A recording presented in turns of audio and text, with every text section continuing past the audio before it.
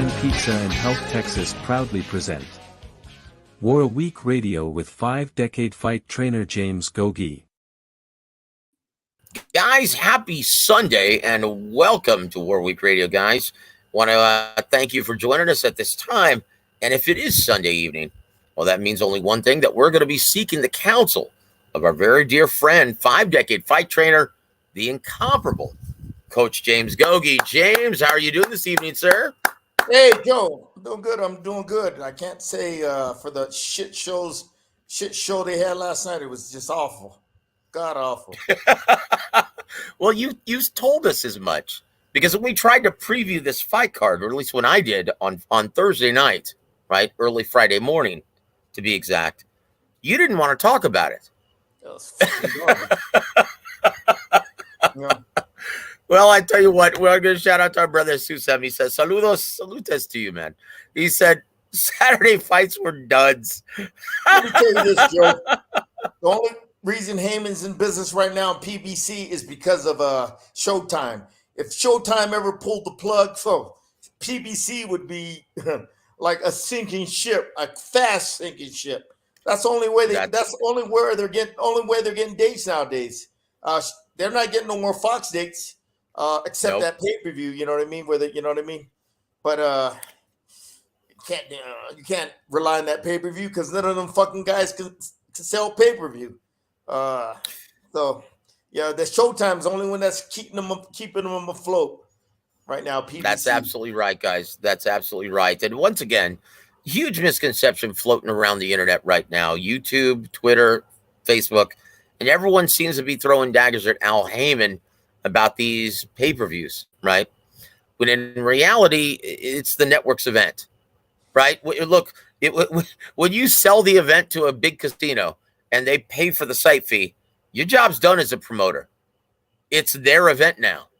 Okay, they're the one in charge of the ticket sales. That's how it works, guys. And when you sell the main event and get that big pre-fight guarantee from the network, it's their event now. They determine whether or not it's going to be attached to a pay-per-view paywall.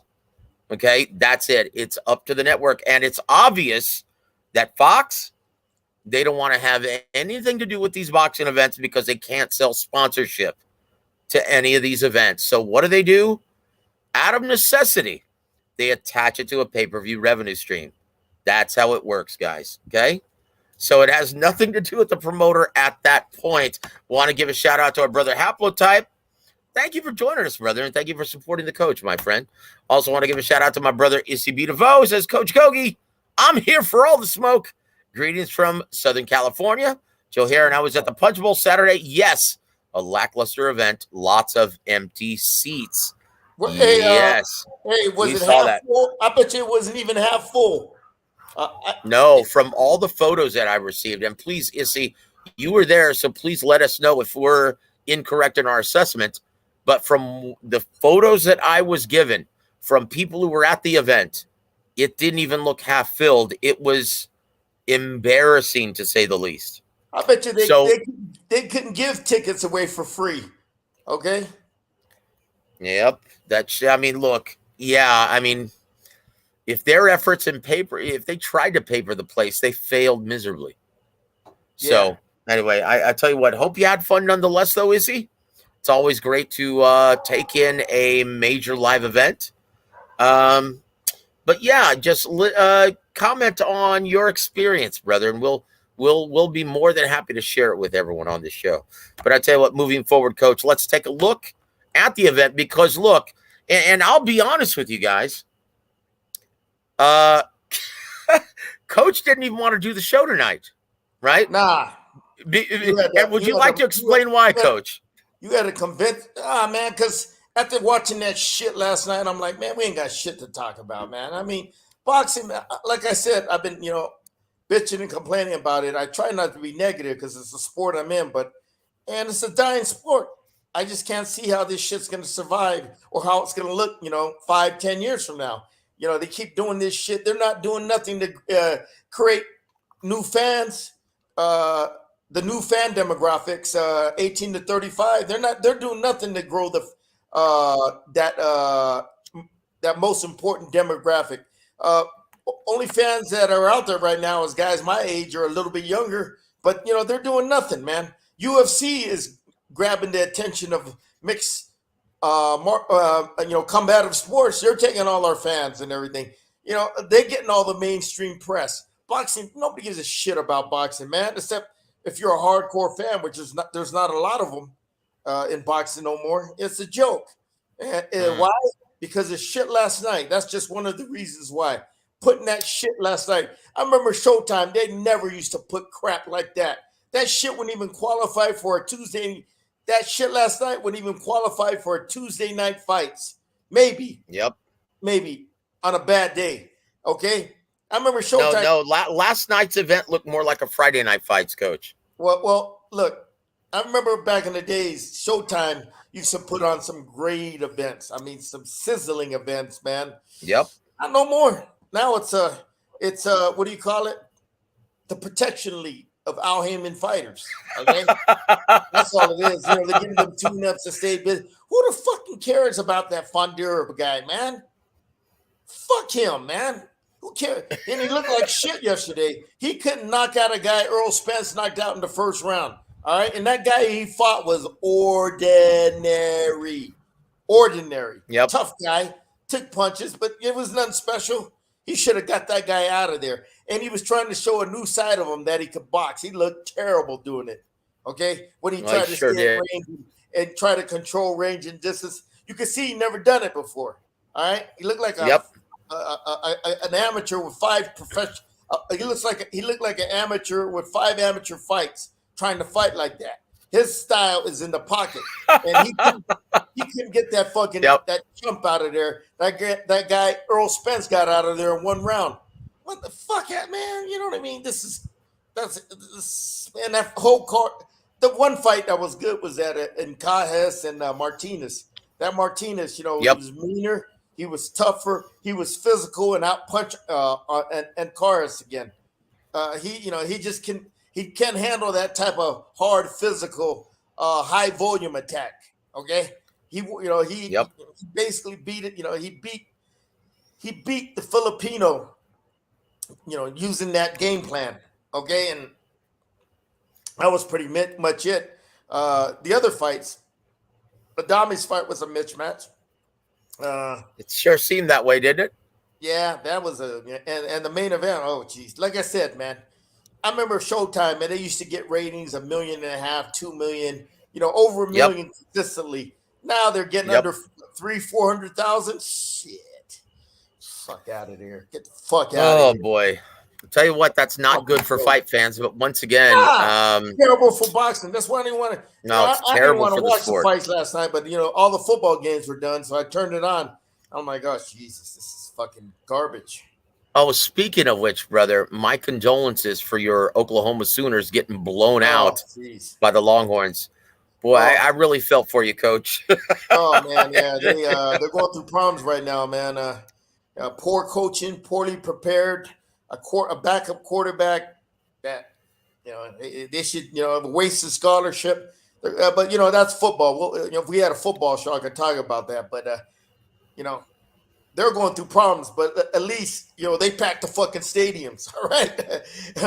Sold out stadiums, baby, all right? Generating shitloads of money for revenue, TV, ticket sales, sponsorships, concessions. You don't see that shit in boxing, man. Boxing is a fucking niche sport, like I said. It's not even ranked in the top 10.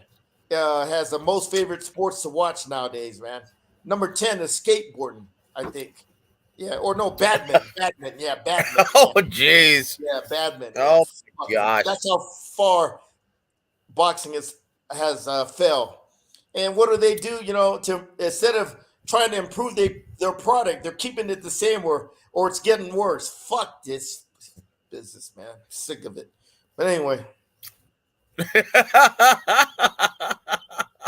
Well, I tell you what, our brother Issy, who was there at the Carson, at the former StubHub Center, former Home Depot Center, whatever you want to call it now, Carson, California, he was there live, and he says, I literally walked up and paid $40 for 2 seats and sat super close. The guy next to me paid $120 per seat.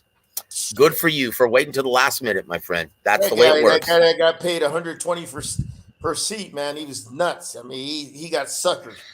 I would have waited. Dude, whenever it's an event like that, guys, always wait to the last minute. I would have went to the fight hotel where the fighters were staying at and asked for if they're giving away free tickets, because they usually do. Yep, they usually do. That's it. That's the key. But I tell you what, Issy also says, had a great time, though. Never missed the cards in Carson. Good for you, my friend. That's wonderful. Always support your beloved boxing. That's wonderful.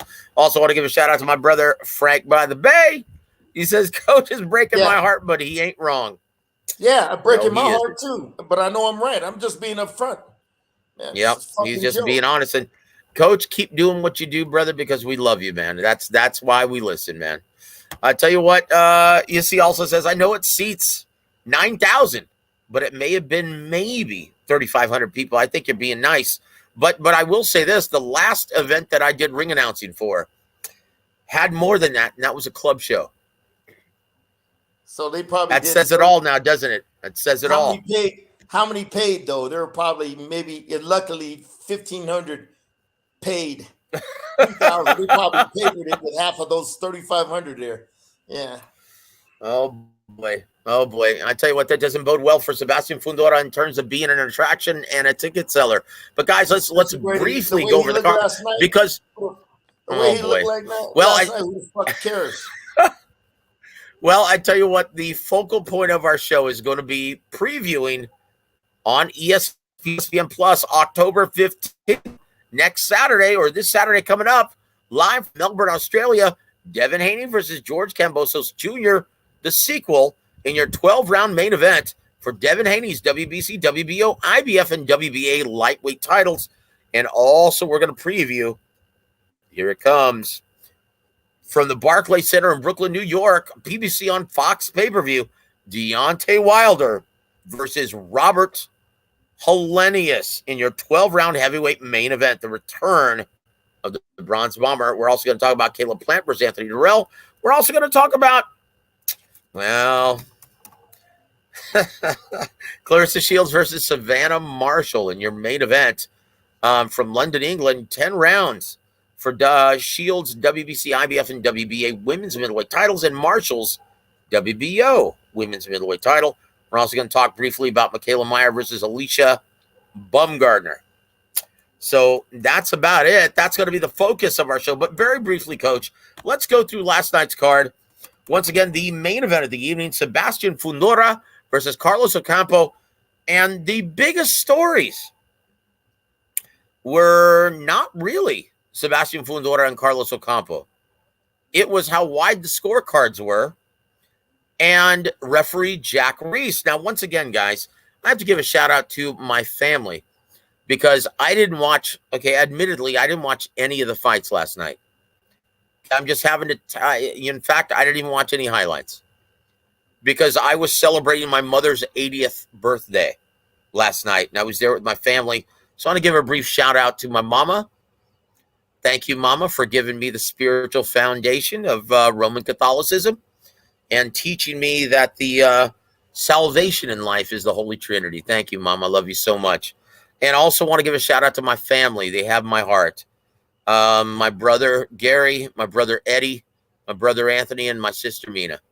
I love you guys. You guys have my heart and always are my primary focus in this life, and as well as my son, JJ. So there it is. I had to give that brief shout out, and that's why I missed the fights, guys. So I basically have to hear about it from you guys. So what happened? Everyone seems to be belly aching about referee Jack Reese. What happened, Coach, and why is everyone complaining about that at this time? Because he was interfering with the fight a lot. He would, look, you can't blame Jack. He's under the gun. He's under his boss's gun. They don't want nobody getting hurt, okay? They don't want another Magamoff like in New York, mainly because they don't want to get sued and sued for millions of dollars if somebody dies on their watch. So they're being extra careful, extra safety cautious. That's what Jack Reese was doing, man. He was just going in there, between corners, letting them know, man. You know what I mean? If you don't start showing me something, you don't start being more competitive, I'm going to stop the fight. Okay, you're taking too many punches. It's becoming one-sided. You don't, like you said, you don't start throwing more punches and fighting with more resiliency, and just and not just stay there taking punches to the face. I'm going to stop the fight, and that's what these commissions are nowadays, man. You see them when they give that when the fighter gets knocked down, they give them that eight count that turns into a 15 count. After they get up. Yeah, the ring sobriety test. Right? That's right. Are you all right? Are you all right? Walk to me. Walk to me. Walk to me. Giving the fighter extra 7-8 seconds. You know what I mean? Then they go. Then between rounds, they go to the fighter. They have the doctor.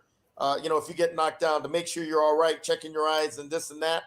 You know what I mean? They're just being extra safety cautious to make sure these fighters ain't taking unnecessary punches, especially in a one-sided fight. Okay, and the fight.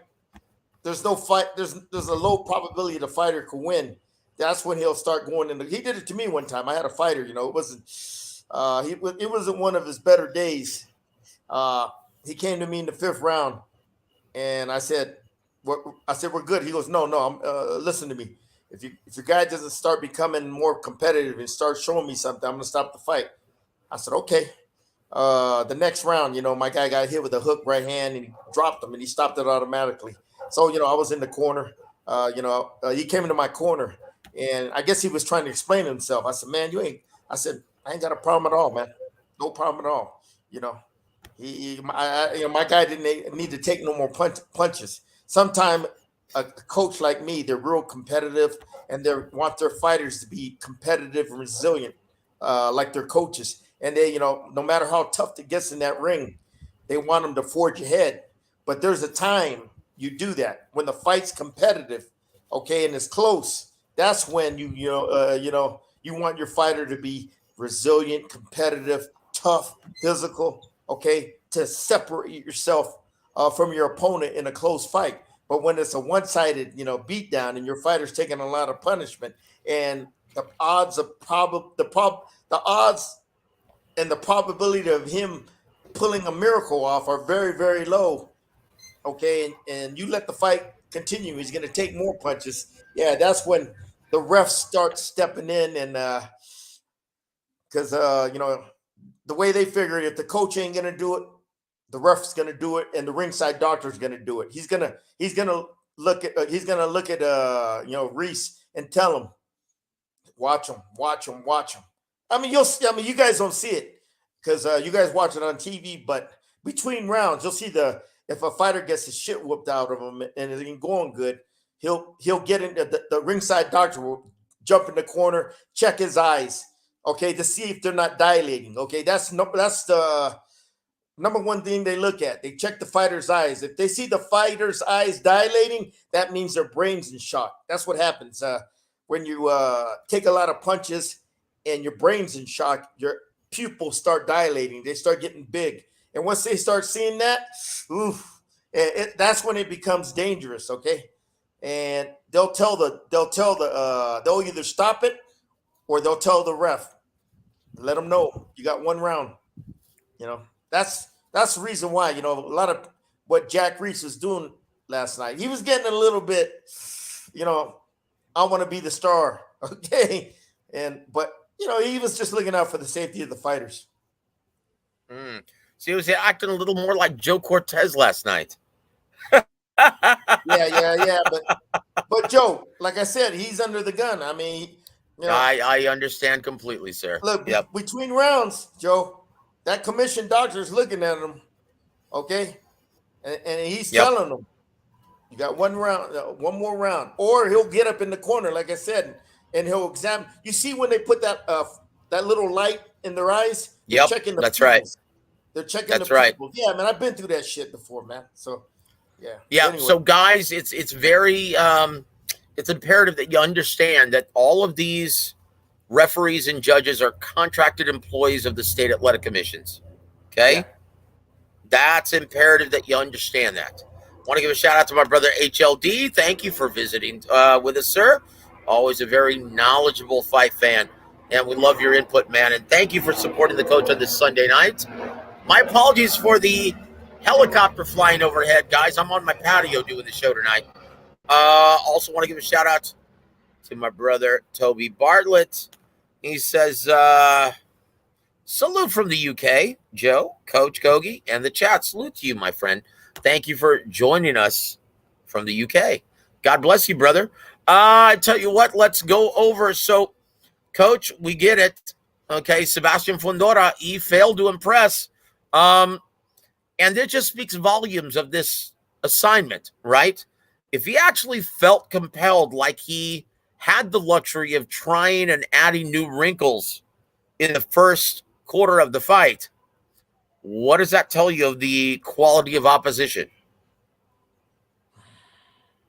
That guy wasn't shit, man. You know what I mean? Look, the guy got his ass whooped. The guy got his ass whooped by Earl Spence, first round knockout.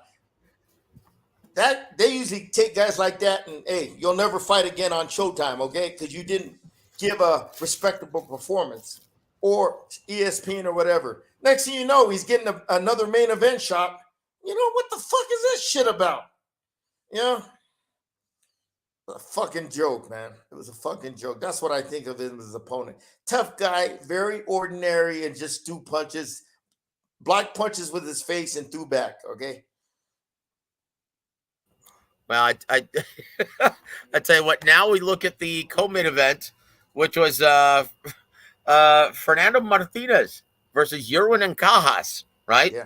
In which Fernando Martinez successfully defended his IBF World Super Flyweight title in a wide convincing decision over former champion Yerwin Ancajas and improved his record at 15-0. Coach, your thoughts on Martinez and his future in the 115-pound weight division? Now, when you look at, though, Coach, everyone else seems to be on the other side of the fence, competing on DAZN. Where do they go from here? The handlers of Fernando Martinez. Where do they go? I don't give a fuck. Who cares about him? All right. He can't sell tickets. He can't speak the language. He's, fuck him, man. I mean, who cares? That's their problem. Yeah. I tell you what, it's going to be interesting, man, to see what happens. But congratulations, nonetheless, for Fernando Martinez. I tell you what, we also look at a guy who really opened up some eyes, Carlos Adames, right? Carlos Adames actually beat the living shit out of Juan Macias Montiel, knocking him out in the third round. Coach, what are your thoughts on Carlos Adames now becoming the interim WBC middleweight champion? Fuck him too. Shit. Yeah. I don't care. Who gives a shit? I mean, look, Joe, there's a lot of good fighters out there, but there's nothing, there's a very few special ones that could put asses in the seats. And, I ain't got time for them PBC non-ticket selling motherfuckers, man. You know what I mean? Fuck him, man. And he ain't, he won that bullshit belt. Who cares? You know what I mean? Who cares? Oh, jeez. And he fought a guy that had no defense. All right, come on, man.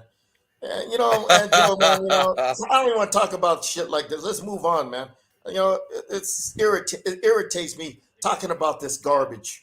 Okay. All right, very good. Then we're going to start previewing the upcoming fights this weekend. Hold on. Shout out to my brother HLD. He says, Joseph, I need more assertive, harder points from you, or I will fine you. Take some money since I can't take any points away from you. Look, brother, this is Coach Gogue's show. And I'm sorry, in case I know you haven't been here in a while on Coach Gogue's show, but it doesn't get much harder or more assertive than Coach James Gogue. I mean, Adonis, so, what the fuck are you gonna do with that guy, man? I mean, come on, man. He had a good, impressive knockout last. What the fuck are you gonna do with that guy? I mean, I'm sick of all these guys. They're, none of them can sell tickets. None of them are, are like Inui, special, or special talents like Lomachenko. You know what I mean? Come on, man. What the fuck you gonna do with that guy, man? That fucking how many tickets you think he can sell? that Adamis, whatever that guy's name is. Fuck him. Well, and he's butt ugly. You know what I mean? So oh he's jeez. ugly as fuck. I mean, come on, man. It's just another man. I've seen hundreds of guys over the years like Adamis. Hundreds. Oh, I got you, HLD. You're doing your Jack Reese impression. Got you, my friend. Oh, geez. Yeah, it's funny. Referees, when they've been in this sport for a considerable amount of time, they almost want to start being in the spotlight. So don't be surprised if Jack Reese sometime soon adopts a catchphrase. Because most referees, when they adopt a catchphrase, look out. That means they secretly want to be the star of the show. Kenny Bayless, right? What I say you must obey. Judge Mills Lane. Let's get it on. Joe Cortez, I'm fair but I'm firm. So look for Jack Reese to adopt some kind of catchphrase. We want to give a shout out to our brother CB3. Thank you for joining us and supporting the coach, sir. Also want to give a shout out to my brother Bruce. Thank you so much for supporting the coach. Salute Joseph and James. Salute to you, my friend. And I tell you what, James, this is going to be something you're going to want to talk about. He was showing on his show Danny Little Red Lopez versus Ruben Olivares from the Forum in Inglewood back in the 70s. That was a great fight in which Danny Little Red Lopez closed his show in the 7th round. And wasn't that a match put together by Don Chargan, right? I don't know. Lopez never signed a contract with Chargan or Miss Eaton, so sometimes he went off on his own and did. If it was at the Olympic, yes, but if it was at the Forum, that was their competitor. No. Oh, okay. So very good. I know that Don Chargan did put this match together and he promoted this fight at the Hemisphere. No. Here, listen. I'm going to say he built up Little Red Lopez from the scratch all the way to He sure did. He sure did from the club level on. He made him a champion. But I will say this: he did promote and put together Fight of the Year in I think it was 77. Mike Ayala versus Danny Little Red Lopez in San Antonio, Texas. Yeah, I know that for a fact. That was Don Chargan's handiwork. And boy, what a great fight that was. Want to give a shout out also to my brother Tycho TV. Thank you for joining us, sir. Also want to give a shout out to our brother Here to There. Thank you for joining us, sir. Cheers, Coach and Joseph. Cheers to you, man. And thank you for always supporting Coach James Gogue every Sunday, my friend. Let's move on, Coach. Also, we're just going to touch on this. And you warned us about this, Coach. You didn't think much of this matchup. Igas Kavaliauskas got the wide UD10 against Michael Fox. I do have to touch on this. Going back to Sebastian Fundora and Carlos Ocampo, a lot of people seem to be belly aching about the wide scorecards. Look, guys, and this is something of a folly and something of a misnomer that a lot of fans actually fall into, right? If they look at a very competitive fight, they ultimately believe that it's going to be, that should be 7 rounds to 5, 8 rounds to 4 at the most. But if you can make a case in a very competitive fight for one fighter winning 9 or 10 rounds of a 12-round contest, okay, then that's the way it's going to be scored. It's scored by a round-by-round basis. Just because it's competitive doesn't guarantee that it's going to be 7-5. Okay? That's just the way it is. And I always point to a fight that happened about a decade ago, Edwin Rodriguez, La Bomba versus Will Rosinski. That was a 10-round contest, and every round was competitive. But you could make a legitimate case for Edwin Rodriguez winning all 10 rounds, and that's the way it was scored by all 3 judges at ringside, 10-0. And that's the way it was scored, okay? Guys, that's how you score fights. But I tell you what, let's give a shout out to my brother Anthony Manzano. Thank you so much for joining us. He says, Coach, do you think Lee Wood backed out of the fight with Lara because he saw what Lara did to Warrington? I don't know if Coach is going to have an opinion on that, Anthony, to be honest with you, Coach. Who the hell's Lee Wood? Who the fuck's he? Yeah, yeah, and there it is. Want to give a shout out also to my brother RR1000. Good evening, brother Jay, and Coach. Good evening to you, sir. And once again, thank you for always supporting the coach. But let's move on. And once again, you didn't think very much of it. Igas Kavalyaskis getting the wide 10-round decision over Michael Fox. And you said this as much. Even though he's going to try to box him, he doesn't have enough crack in his shot to make this a competitive fight. And you were proven prophetic. That's exactly what happened, Coach. So what's the future for a guy, Michael Fox, who has the height, has the range, has good ability, but he can't punch? Just an opponent. What's his future in this business? And he's not a ticket seller, so where does he go from here? Look, guys like that, your only use is being an opponent for other guys. That's all. You're gonna be waiting around because you ain't got a promoter to keep you active. So you're gonna take any fight that makes that's a good payday and going in there as an opponent. That's all, man. This fucking business, man. There ain't these guys don't stay active enough, and if they're getting one to two fights a year, man, that's good for them. It's a fucking joke. Well, I tell you what, let's final comment before we start breaking down these upcoming fights. HLD says, I don't like to hype my favorite number one prospect, but after last night, Xander Zayas is ready to stop Fundora's streak sometime next year. HLD, and you're a very smart, knowledgeable fight fan. You know that fight will never happen, sir. Yeah. Coach Gogue, am I wrong? You're right. And there it is. So, guys, we're going to look at the tell the tape. Yep. And what did you call PBC? What does the P stand for, Coach? Protection? The Al Heyman's Protection Boxing League, man. And there it is. So, guys, let's look at the tell the tape for the main event on Fox pay-per-view this Saturday night. It's going to be a great one, guys. This is going to be lights out, and it's going to be all action. Someone's getting knocked out here. And let's read rattle off the tell the tape for one, Deontay LaShawn Wilder. Guys, he's going to come to the ring at age 36. He stands 6'7" tall in the center of the ring, fights out of the orthodox stance, fights behind an 83-inch reach from Tuscaloosa, Alabama.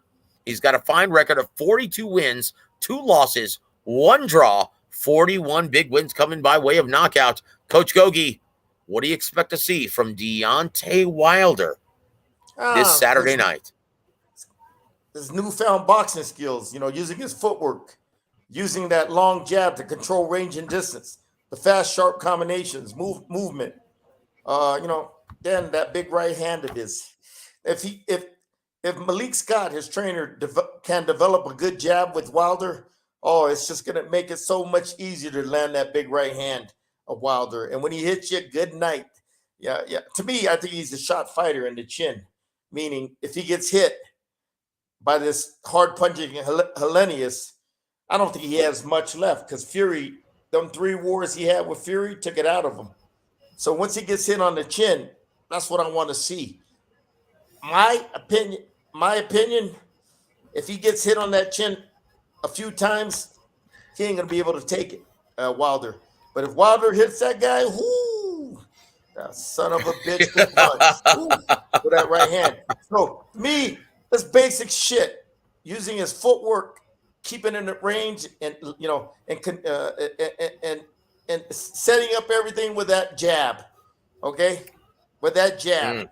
Once if I see that Malik Scott has improved his boxing ability, and it starts by improving his jab and his footwork, that means he took that next step to become a better fighter because he's never had that before. He's never been the guy that depended on that jab. Okay, he always had that right hand. That's the only thing he wanted to land, but he never knew how to use that jab to set that right hand up more effectively, to set his combinations up more effectively, to keep his opponent at range. Okay, so he can have that distance to land that big right hand. Or the footwork, you know what I mean? Knowing, having the ability to move around the ring in circles, at angles, You know what I mean? Staying off the ropes and shit like that. Just intelligent. He could do it too. He's like, damn. He's a former basketball player, athletic, but That's right. never was taught. He never was taught how to use footwork in the ring, on how to Indeed. maneuver around that ring. Stay out of the corner. Stay out of the ropes. Try to keep everything in the center of the ring, using your footwork to move in and out of range. Okay, so you're harder to hit, and using that jab effectively. He's rangy as hell. Using that jab effectively to keep that range and distance. Okay, all right. To set up that big right hand of his, but he never learned how to box. This is amateur stuff, novice stuff. I teach when I used to train amateurs. This is stuff I used to teach amateurs how to box.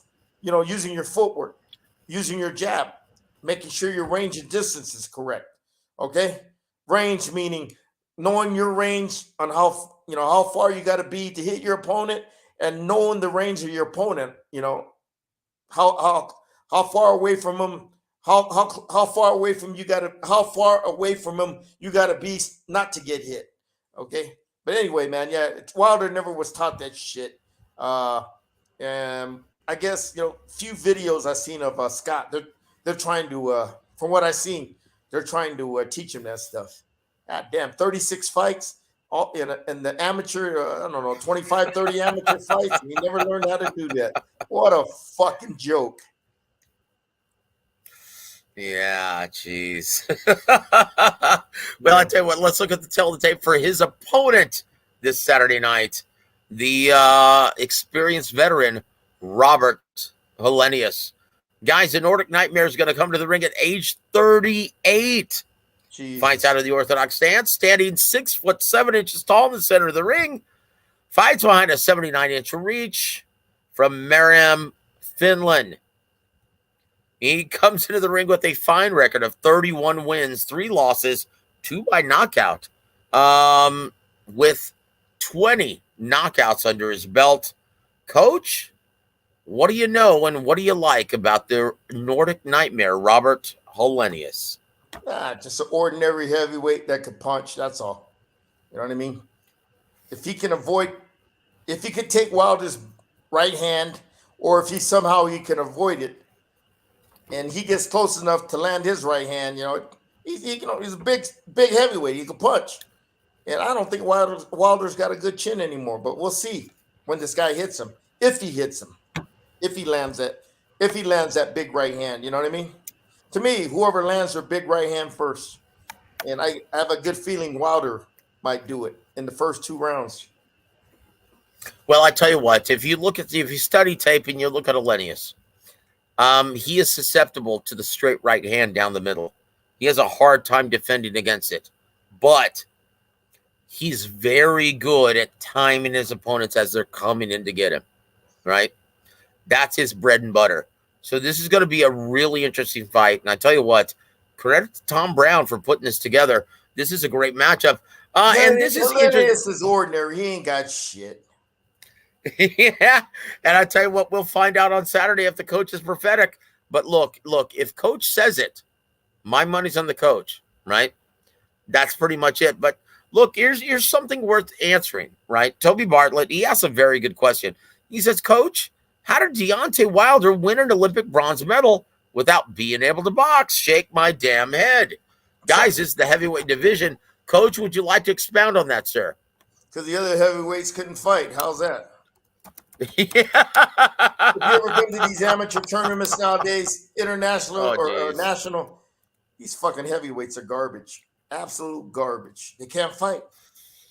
Oh, boy. I tell you what, when you look at our favorite odds, our racing sports book, and we always consult the MGM Grand, right? The MGM book, right? Out of Vegas. They have Deontay Wilder listed as a 9-1 betting favorite. Or a -900, and Robert Helenius sitting as a 5-1 betting underdog or a +500. Coach, what does that tell you? It's a fucking mismatch, but like I said, I would put some money on Helenius for the knockout because he could punch, and I suspect Wilder doesn't have a good chin, but will he be able to hit him? That's my only, concern. And I tell you what, guys, this is the heavyweight division, though. Anything can and often does happen. Yeah. In the theater of the unexpected. So, guys, and once again, the biggest intangible going into this fight, and Coach touched on it earlier, we really don't know if Deontay Wilder has the same level of durability that he had before the 2 losses to Tyson Fury. Yeah. Now, keep in mind, in his last appearance, he was face planted. Okay, he was knocked out on his way to the ring canvas, right? Yeah. Tell And you all what, the punches he took from Fury in them 3 fights. Come on. oh You're not boy. going to tell me you're not going to tell me it's not going to take a lot out of him? Shit. Tell you what, guys, that's the most intriguing aspect of this fight, in my opinion. But Toby Bartlett has the beat. He says, Coach Gogue, always on point with his direct answers. Gotta love it. Yes, gotta love the coach. Tell you what, it always makes Sunday night very interesting because you never know really what the coach is going to say and what he's going to elect to go off on. So there it is, guys. That's going to be your main event from the Barclays Center in Brooklyn, New York. And it's going to be PBC on Fox pay-per-view. My biggest prediction, I can tell you this with great certainty. My prediction for this fight is going to be, it's going to be a lot of streaming that night, isn't it, Coach? I get it free here in Mexico, so I don't need to stream it. You know what I mean? Yeah, man. They don't want to. Yeah, man. Well, it's not worth buying that shit. If they could get it free somehow, go ahead. Well, I'll tell you what. I would be remiss if I didn't bring this up, but Coach, just in a sentence, sum up your thoughts on the co-main event of the evening: Caleb Plant versus Old Man Anthony the Dog Durrell in your 10-round or 12-round super middleweight co-main event. Shit. Oh.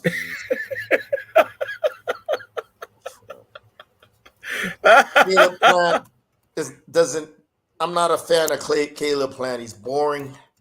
Safety first. Yeah.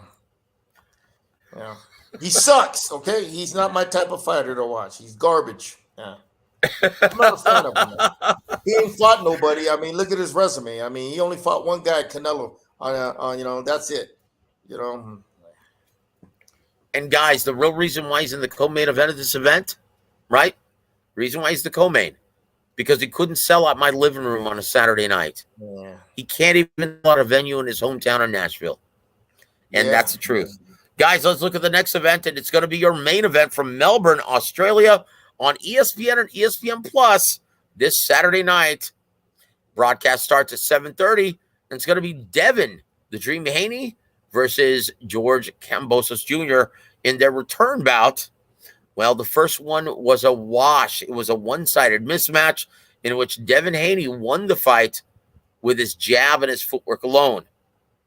So let's rattle off the tell the tape. For one, Devin, the Dream Haney, he's going to come to the ring at age 23, fights out of the orthodox stance, stands 5'8" tall in the center of the ring, fighting behind a 71-inch reach. From Las Vegas, Nevada, he comes in the ring with a perfect record, 28 wins, 0 losses, 15 wins, coming by way of knockout.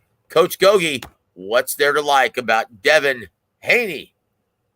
Athletic, smart, intelligent boxer, good jab, nice quick jab, good footwork, okay? He's one of them, gifted athletes. He's got good reflexes, quick hands, quick feet, where he can keep everything at distance and box the shit out of you, okay? That's, pretty much it, you know what I mean? Gifted talent, good quick hands, quick jab, knows how to use his jab effectively, okay, to keep you at bay, to keep you under control, to keep you, off rhythm, and he gets hit less when his jab's effective. Sharp counters, quick hands, okay, you know what I mean? You make a mistake, he's got good reflexes, he'll make you pay, okay, with them quick counters and everything. And he, like I said, he's smart enough when you get close to tie you up, you know what I mean? Especially when he's on the ropes or in the corners. On the inside, he hasn't shown me consistency that he could, sit there in the pocket and bang. Okay, if he has to, he's been getting, he plays a safety first, where he could just keep everything on the outside and take less punishment and just, pile up the points round after round and beat you. Yeah, I tell you what, Toby Bartlett, our brother, says, Coach looks excited about Plant versus Durrell. Look, Anthony keeps bringing this up, and his assessment is way off. He says, Coach, how do you train a fighter like Wilder who is naturally herky-jerky? Look, he's a counterpuncher somewhere along the way, okay? And I think it was the second Luis Ortiz fight in which he had very good success landing that big right-hand bomb and waiting for that opening, being a counterpuncher in that fight. Since then, he's tried to be the counterpuncher, but he's not the one with the quote-unquote herky-jerky motion. Tyson Fury was. And he disrupted his time in a rhythm, never understanding or never knowing when Tyson Fury was going to close the distance effectively. Okay, it disrupted his time in a rhythm. That's why he had a hard time landing that big right hand. Okay, so you're getting that wrong, Anthony. That's the way it goes. But how do you, like, the better question, Anthony, would be, how do you coach an egoed out fighter, an egoed out heavyweight like Deontay Wilder? Coach, do you even try? Communication skills, man. The fighter's got to trust you. If the fighter don't trust you, you know what I mean, and thinks he knows it all and not listening to you, it ain't gonna work out, man. It's all about, you got to get the fighter's attention and get him to listen to you and trust you. Main thing is trust. He's got to have, if a fighter trusts you, he'll do anything for you. You know what I mean? He'll work with you, do everything you tell of him, so he could be the best he can. But if a fighter don't want to listen to you and thinks he knows it all, man, it ain't gonna work out. It's best just to sever the relationship. That's it. So I hope that helps you out, Anthony. Thank you for joining us, sir, and thank you for always supporting the coach. Guys, let's look at the tell the tape for Devin Haney's opponent, his challenger, former lineal lightweight champion George Kambosos Jr. The ferocious one comes into the ring at age 29. He fights out of the orthodox stance, stands 5'9" tall in the center of the ring, fights behind a 68-inch reach. From Sydney, New South Wales, Australia. He comes in a ring with a fine record of 20 wins, 1 loss, 10 big wins coming by way of knockout. Coach Gogue, what does George have to do to win the rematch? He better not stay outside like he did last time and try to box and counterpunch him. He's got to apply, he's got to apply intelligent pressure, cut off the ring, close that distance effectively without taking a lot of incoming. Control Haney's jab, okay? You know what I mean? Somehow take it away from him, countering it, slipping it, and then getting inside and working. He's got to work inside, man. He can't. If he thinks he's gonna win this fight like he did last time, fighting from range and distance, he's gonna get the shit box out of him, and it's gonna be a repeat. All right, so he's got to change his game plan, him and his coach, and work on a game plan to cut the ring off more effectively, close that distance more effectively without getting hit by that jab or the sharp right hand or the sharp right uppercut. And once he gets close, he's got to put them combinations together. The short, crisp, compact combinations, body, head, body. Okay, but he's got to get that spacing right. Not let Haney smother him and tie him up like he did the last fight. And if he get that spacing right without getting tied up or getting smothered, then he's got to put his combinations together fast. Pop, pop, pop, pop, pop, pop, pop, just to win the rounds, to get the crowd.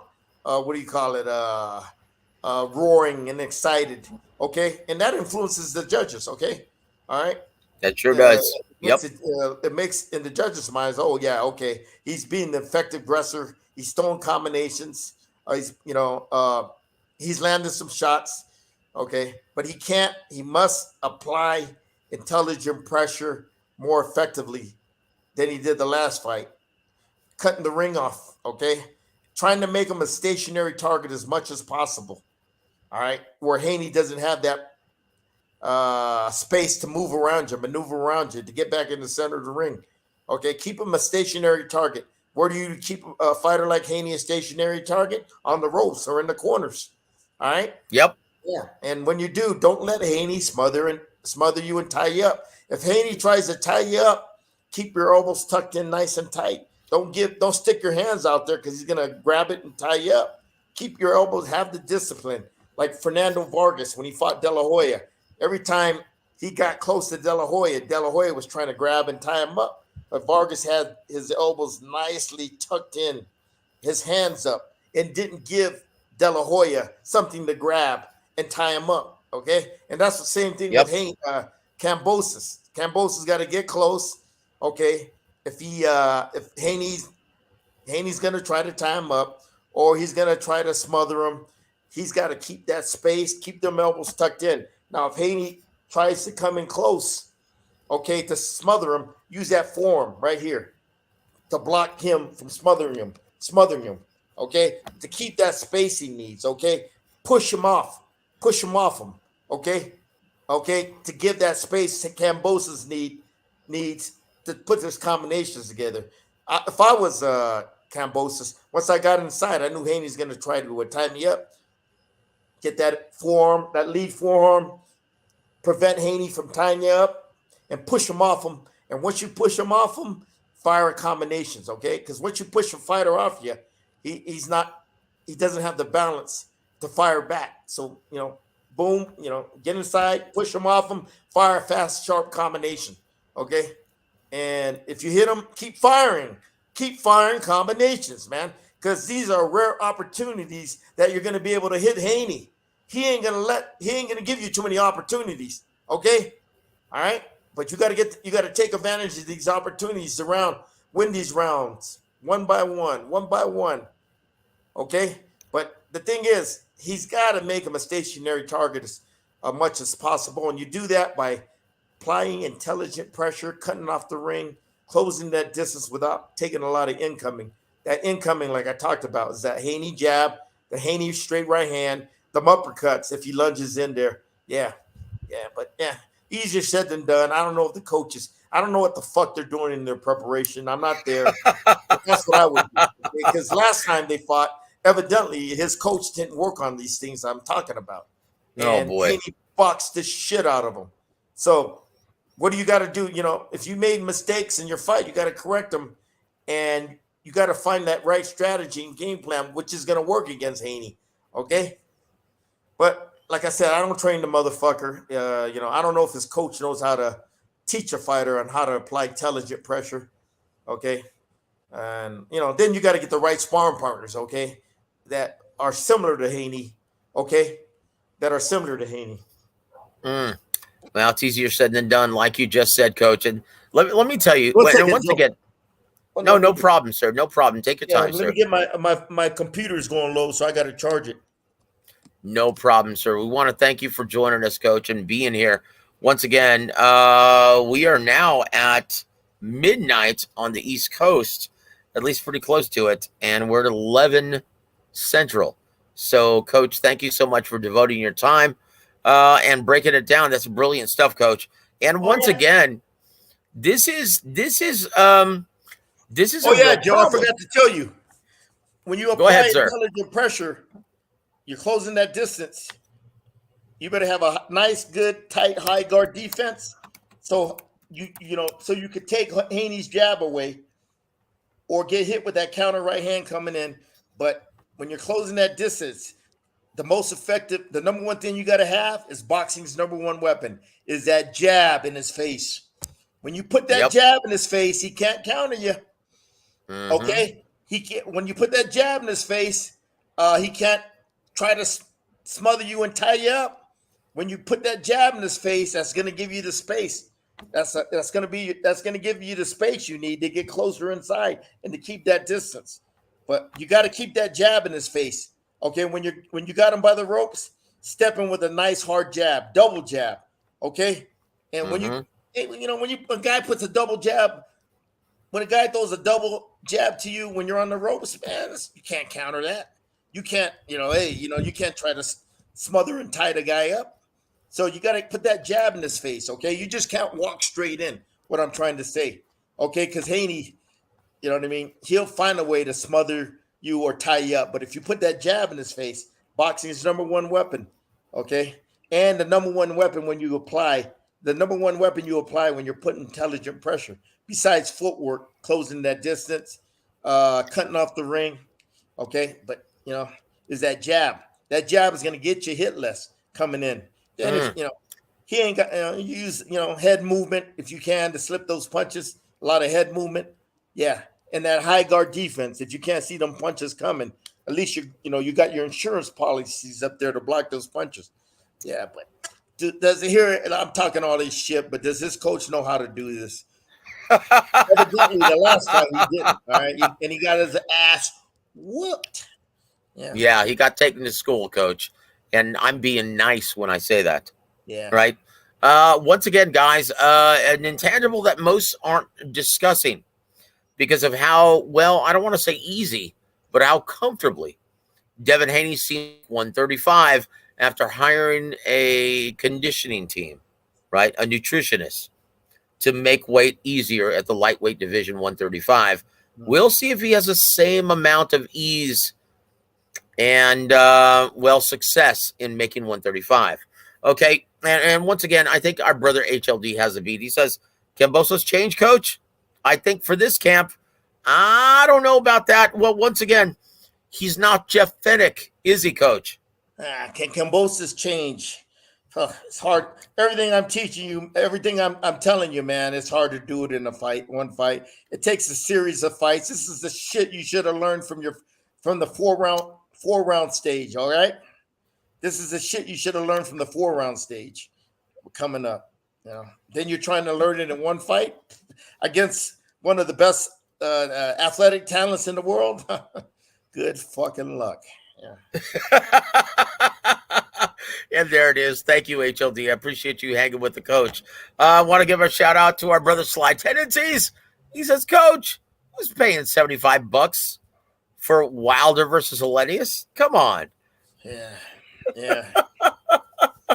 I'm not.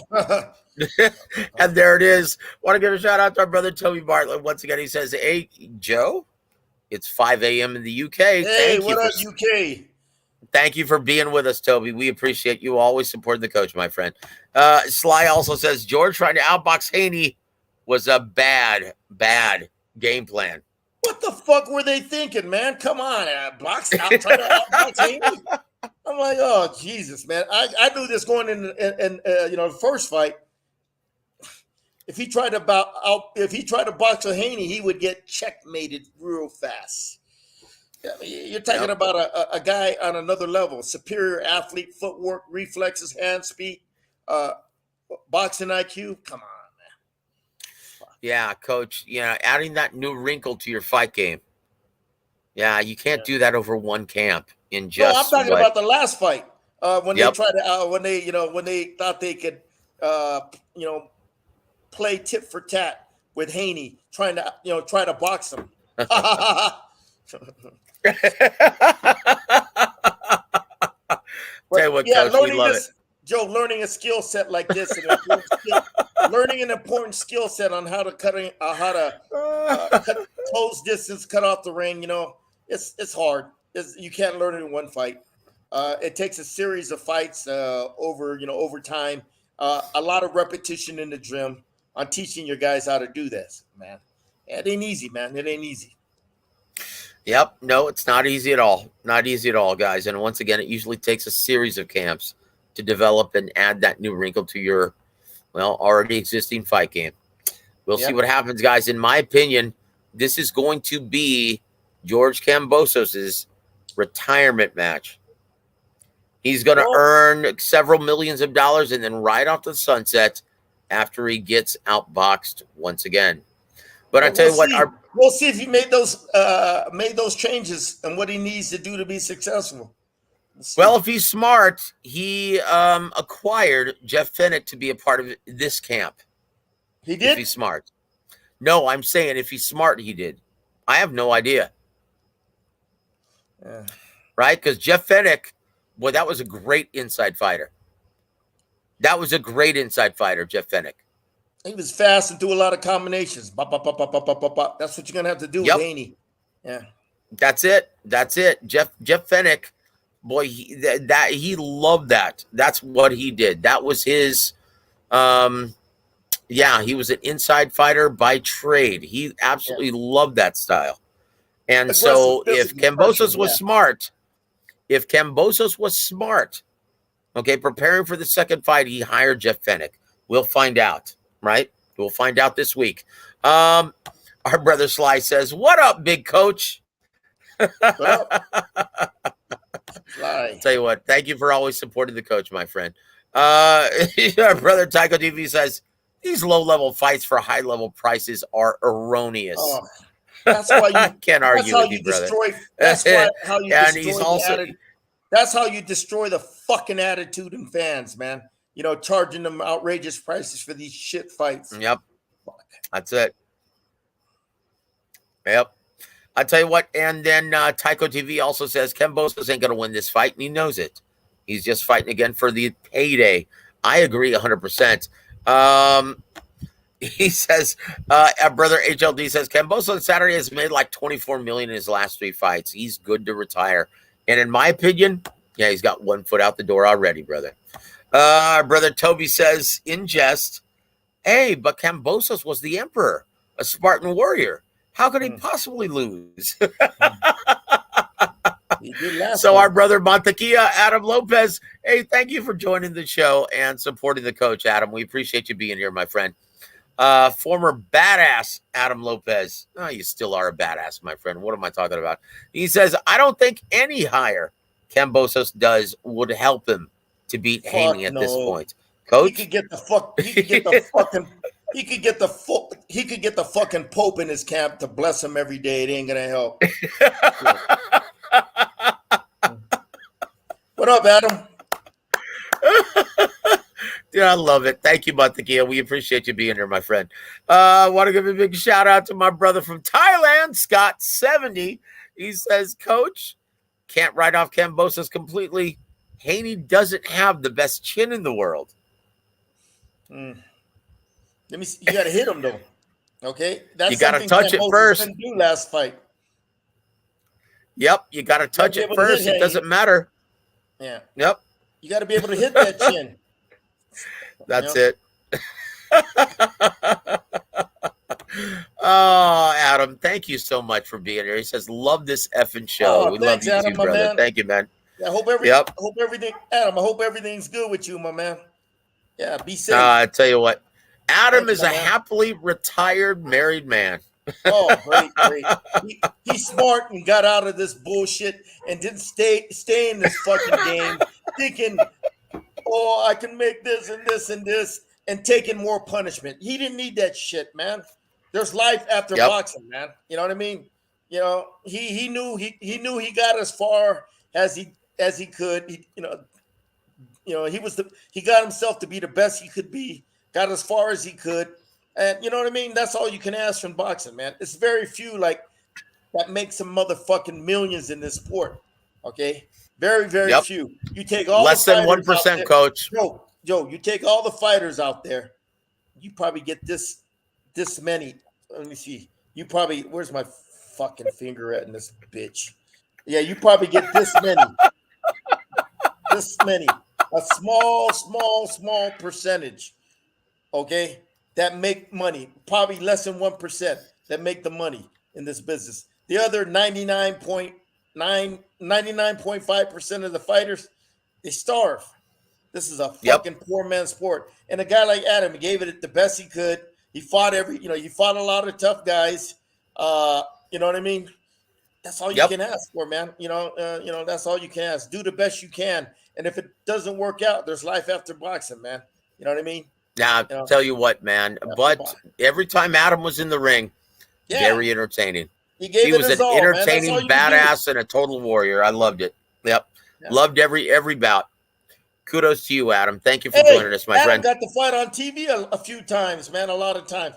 He got to fight on Showbox several times. Showtime asked him back several times. Joe, Adam, ask yourself, Look at all these motherfuckers that turn pro you've seen over the years that are turning pro right now. How many of the motherfuckers actually get to the 10-round stage? How many of the motherfuckers actually get to fight on TV? Ask yourself that. All these guys that turn pro, how many of them actually, get to the 6-round stage or God, 8-round stage, okay, or even the 10-round stage where they get to be a main event on TV? How many? Percentages are very, very low. All right, very, very low. And you were part of that small elite group that got to fight on TV, that got to the 10-round stage. All right. And there it is. But to make money, you got to win at that 10-round stage on a consistent basis, man. To go to get to the bigger paydays, to climb your way up on the higher levels of the food chain. All right, yeah, but you ain't got nothing to be ashamed about. You got to that level where, say, 90% of the fighters don't get to 90. Probably 92, 93% of the fighters out there, that don't get to, 4-round, 6-round, 8-round stage. Majority of them just get to that level. I know Kelsey Banks back in the days, 88 Olympian. Oh man, 400 amateur fights. Man, I thought what a talent he was. I thought this guy was a sure world champion. Well, guess what? He didn't have a chin when he got hit with them little bitty pro gloves, and he never got past the 8-round stage, and he was an Olympian. All right, there it is. There it is. I'll tell you what. Want to give a shout out to our brother 504 Chino. Salute from New Orleans, Louisiana, Nolans. Welcome to the show, sir, and thank you for supporting the coach on this evening. Also got to give a shout out to my brother Cool Money. Good evening, coach, and good evening, Joe. Great show. Thank you for joining us, sir, and thank you for supporting the coach, my friend. Cool Money. And Toby Bartlett says, I bet Coach has said this a few times. Yeah. Where's my finger in this bitch? Yeah. Oh, that's comedy, man. Joe, this is a tough business. You see all these motherfuckers. Oh, it's a tough business. All these motherfuckers turning pro, and they all had dreams of making big money, being champion, fighting on Showtime, DAZN, or whatever the fuck. But guess what? How many of them make it? How many of them make it? Yep. A very that's low why percentage. That's why I always draw parallels between the boxing business and the music business. Yeah. It's identical, right? Because you could have all the talent in the world. If you're not aligned with the right promoter, if you're not aligned with the right trainer or manager who's going to cultivate your skills properly and cultivate and nurture your career properly, it's very difficult indeed. But Adam points this out. Let me tell you this, Joe. The great Salvador Sanchez, great as he was, he always thanked his administration. That's it. His team. Mm-hmm. He always thanked them. I like to. He always talked about his administration, his trainer, his promoter, manager, and all that. Without them, man, it's hard. You're not gonna make it in this business, man. You gotta have a team behind you. Okay, a support group that has your best interests, that could bring out the best in you, that can make you the best you can be. All right. Yep. All right. That's it. That's the gospel. And if you got any fucking talent, hey, then you might make some money. All right. Yep. That's it. I will say this though, and Adam says this, and this is something of note, right? He says, I have the record. He says, I have the record for the most appearances on Showbox. Yes, you do, sir. How many? That's right. How many times you go on Showbox, Adam? I counted at least 4, right? Okay. Yeah, 4 or 5. Yep.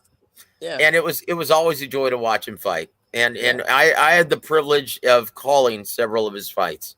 So I seen him when he fought Danny Roman. Oh, ain't no shame losing to that motherfucker. Well, he was a good fighter. Absolutely, a former champion. Okay, I will say this though, guys. If you want to see Adam Lopez, okay, hold on, wait a minute, I'm wrong. Adam Lopez, he said he fought 8 times on Showtime. Okay. Wow, that's something. I tell you what though, guys, if you're interested in watching Adam Montequilla Lopez work, go look up his Showbox appearance against Pablo Cruz when he was undefeated. Boy, that was something to behold. Yep. Yeah.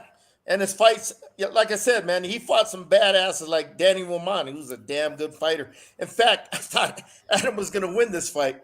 I saw Roman, and Mm-hmm. I'm like, I saw Roman earlier, and I underestimated him, man. But that Roman had a sneaky left uppercut. Oh, and Yep. yeah, man, that sneaky left uppercut, man, he lands on everybody. And Danny Roman, he was seasoned good in that LA culture with the getting all that great sparring. He had a lot of good fights coming up. His promoter gave him Thompson Boxing. He had 2 losses when he fought Adam, but he's Yep. a seasoned vet. He learned from them losses. A guy that was true to his craft, and you know what I mean. And it worked out for him and everything. Yeah, that Roman, he ain't no joke, man. He was a hell of a fighter. That's right. He just retired. That fight, in fact, I told Yep. Raul Marquez when we were breaking down the fights and keys to victory.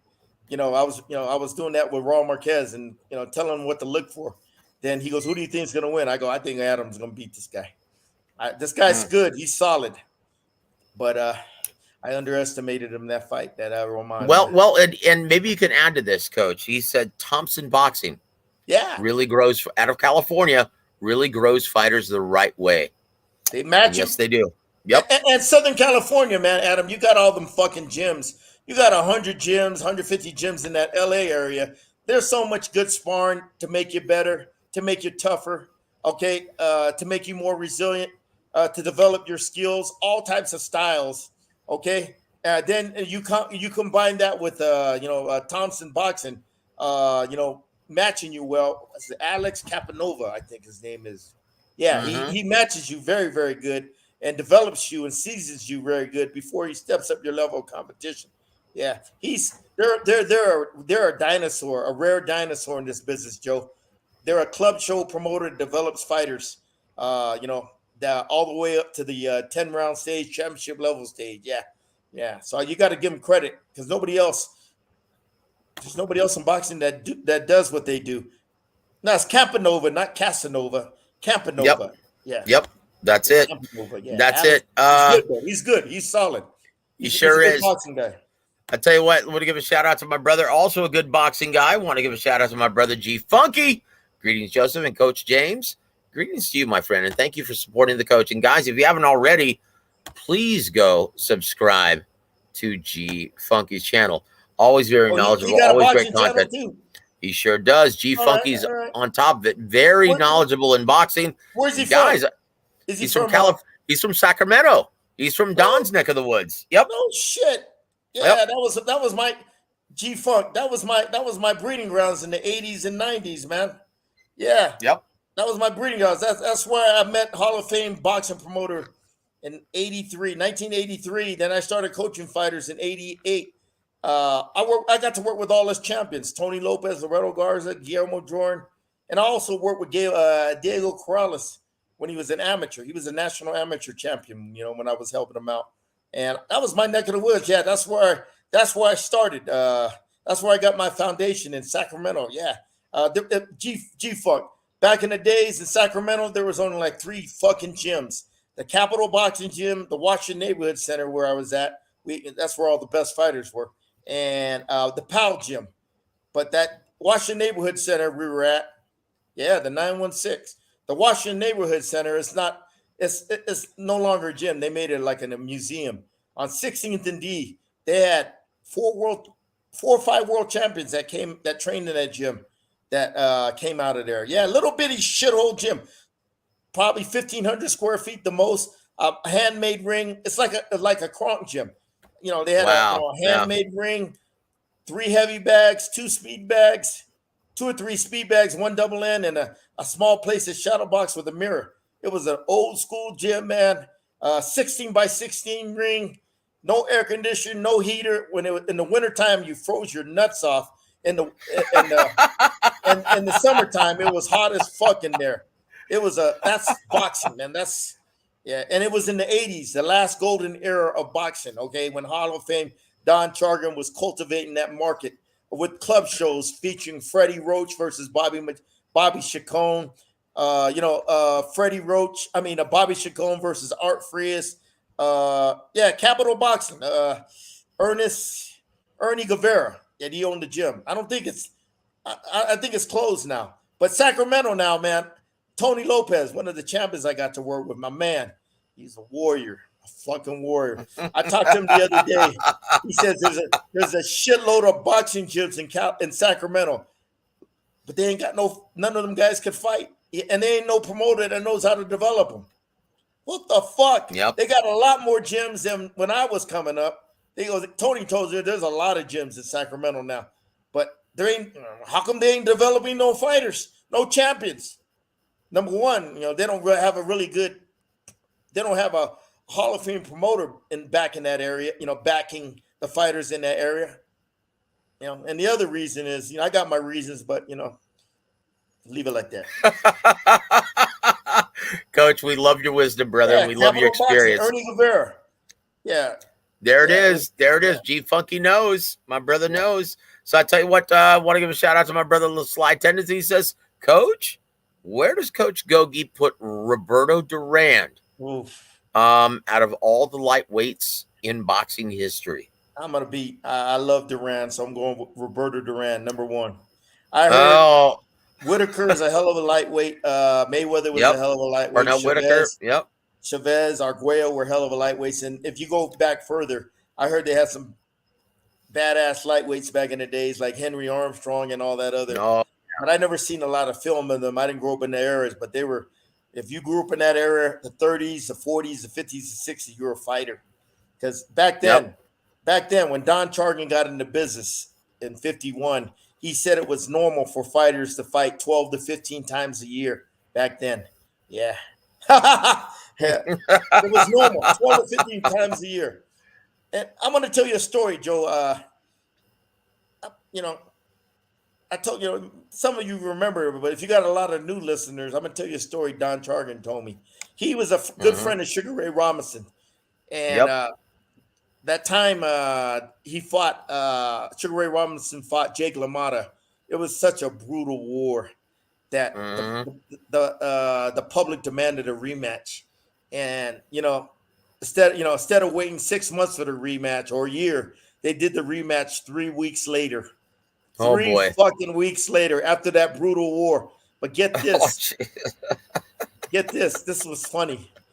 A week before the fight, Robinson fought a guy. I can't remember his name. He was ranked number 10 in the world. He fought a top 10 welterweight middleweight to stay sharp. A week before the fight, he took a tune-up. Unfucking believable. That's the mindset them motherfuckers had back then compared to these cheerleaders or these girls nowadays. Anyway, but that's the mindset. Yeah, he went. Let's do the rematch. Okay, let's do it. We'll do it 3 weeks later. But let me take a tune-up first. Let me take a tune-up first a week before the fight because I want to stay sharp. What the Chingo. Bad motherfuckers, man. Well, and Adam brings up a very, very valid point and a great question. Adam says, Coach, don't you wonder why those guys back in the day, how they didn't get burnt out fighting that many times a year? They didn't have to spar, Adam. They didn't have to spar a lot. They were fighting all the time. They didn't need to spar like you see now, guys. Oh, I did 180 rounds for this fight. What the fuck is that? Back then, if you fought all the time, hell, maybe you need 10, 20 rounds just to get sharp on sparring. Then you're ready to fight. 10, 25 rounds the most, just sparring, just to get sharp. But if you fought all the time, if you fought once a month or twice a month, fuck, you don't need to spar. You know why? Because your fights are your sparring. Yeah. That's it. That's what you can do. You don't have to spar a lot. You could just fight. Coach, that's how you learn. Coach, you would think that would be common sense, but not nowadays. Nah, that's what Chargan used to tell me, man. They never sparred a lot. Nowadays they spar a lot because they only fight once a year. So they'll go to camp for 12 weeks and they'll spar 150 to 200 rounds, man. Chingao. Stupid shit. But if you fought back then, you're fighting all the time. Okay, you don't need to spar a lot. Maybe once a week. You know what I mean? Just to stay sharp. Just to keep your tools sharp. Okay? Yeah. Hey, and back then, Adam, when I got into business, you sparred the week of the fight. Okay, you Yep. spar all the way to Tuesday or Wednesday. If you're fighting on Saturday, you'll spar. Tuesday or Wednesday, just to keep sharp, 4, 5, 6 rounds, just to keep your timing and rhythm. Yeah, back then we used to do that, man, and we spar. Yeah.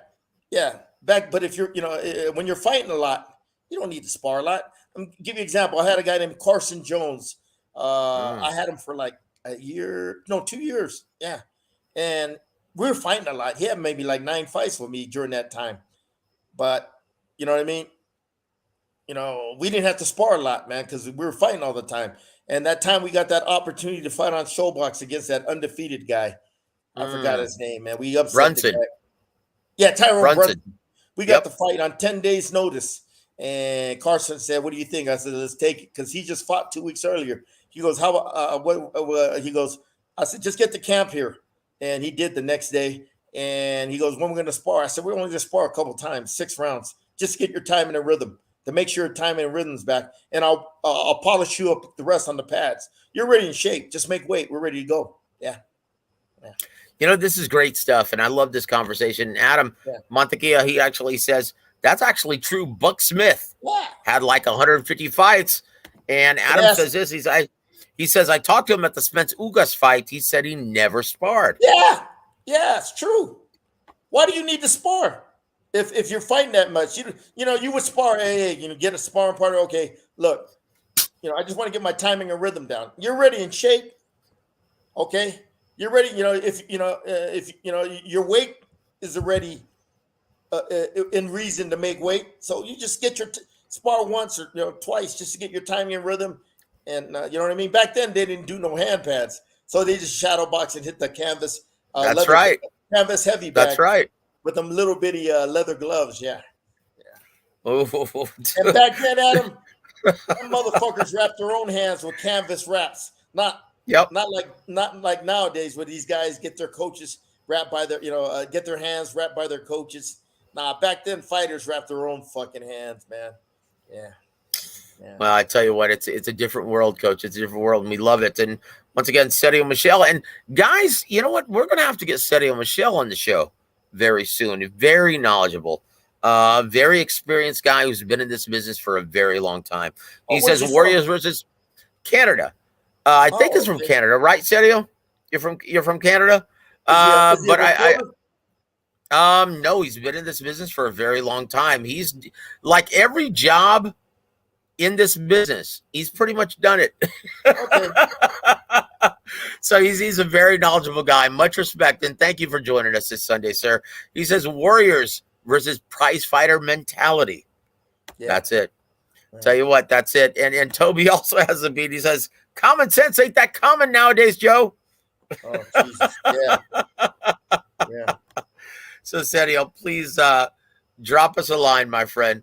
And please send me, if you can, send me via email your personal information so we can have you on the show sometime. What is he? Is he a manager or a trainer, or is he? He's originally from New Jersey, and he's from Los Angeles now. Okay. So, Yep. So please, if you can, email me your information. We'd love to have you on the show sometime just to chop it up. You're very knowledgeable, and we'd love to pick your brain and share the air with you, my friend. Yeah, LA's a boxing hotbed. You know what I mean? Yep. And Adam Lopez says, "Damn, everyone says you get more worn down in sparring than the fight," and that's absolutely true. You better watch how many rounds your fighter spars. You can't overspar him in the gym, man. Okay, I only spar at him right nowadays, man. We're in this high altitude, man. So I only spar my guys twice a week. You know what I mean? That's all they need. Hey, wait, hold on, Coach. Coach, keep talking because I'm gonna have to step away for just a second, sir. Okay. Okay. I only spar my guys. Yeah, go ahead, Joe. Go ahead, do your thing. Yeah, I only spar my guys twice a week, and I watch them. Like I'll spar them 8, 10. Sometimes test them 12 rounds, and I'll cut it back to 6 rounds the next time they spar.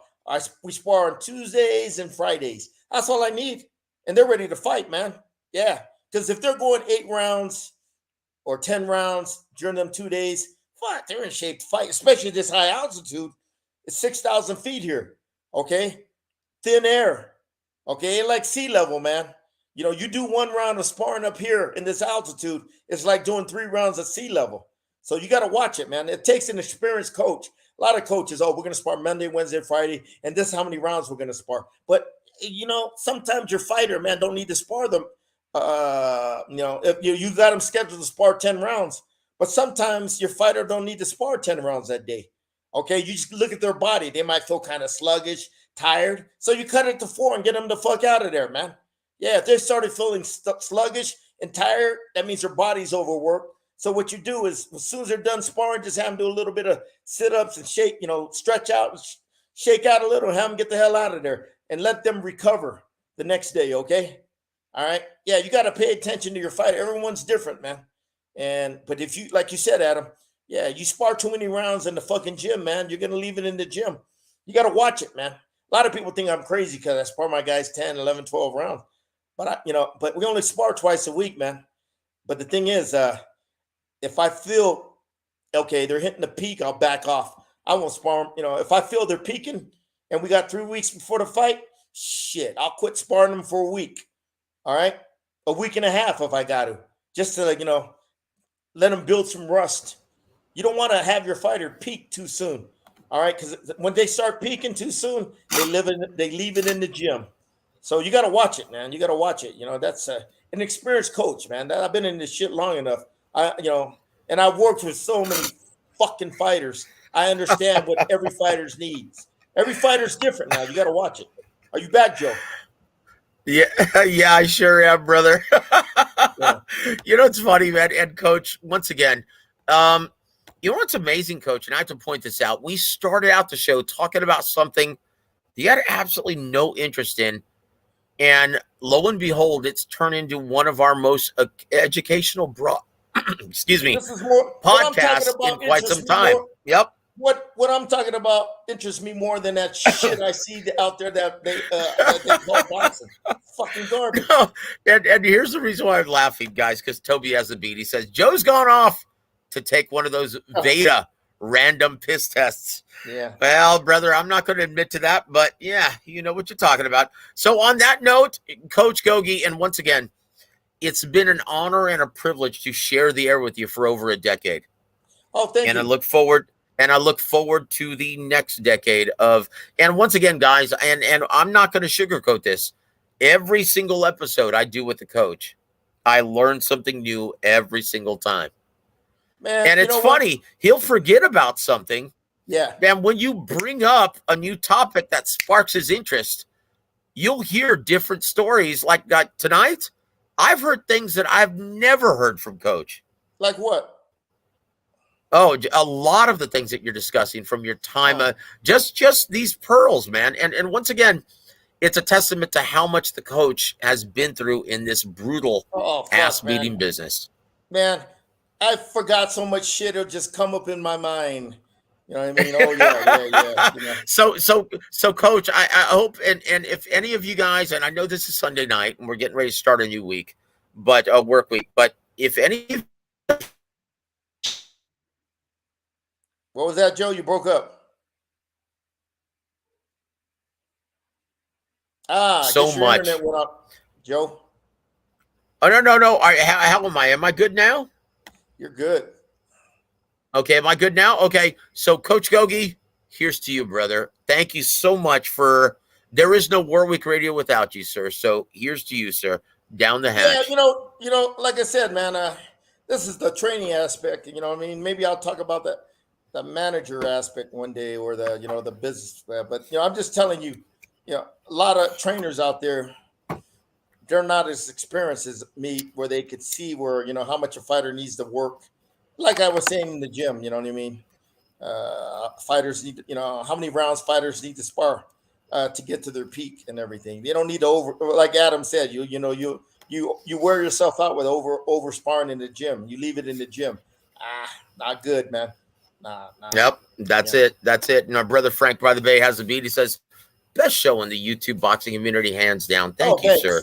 And he says, actual boxing knowledge being said here, not that fan pom-pom BS. Oh, God. Guys, I also want to welcome our brother Peter Von Arx to the show. Thank you so much for supporting the coach, sir. He says, salute Joseph and the coach.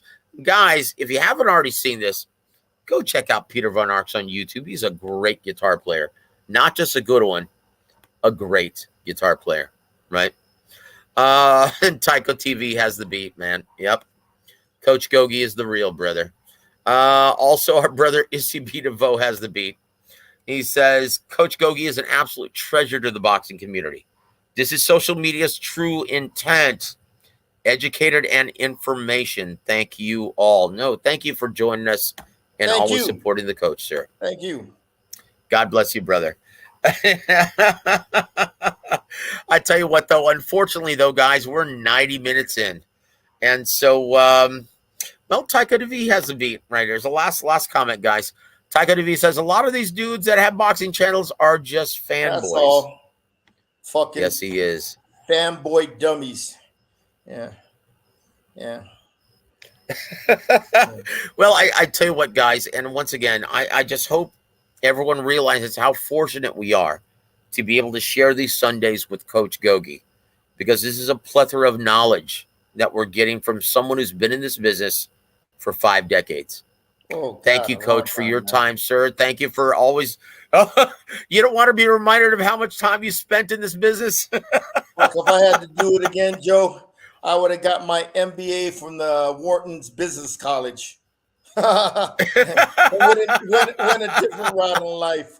Okay. Well, I tell you what, Coach, we're all the wiser for you spending your time in this brutal ass beating business, and thank you so much for adding to our knowledge of our beloved boxing. We're better fans as a result. But, Coach, your parting shots, because, yeah, we're 93 minutes in, and, well, we've got to call it an evening. And once again, Coach has a busy week ahead of him. So, yeah, we've taken enough of your time. So, Coach Gogue, any parting shots, sir? Thanks for all the fans tuning in. There were shit fights last night, absolute garbage. But we had a good show today because we kind of like changed the subject and quit talking about that garbage that's out there in boxing, and talked about other stuff that makes the sport intriguing. Okay.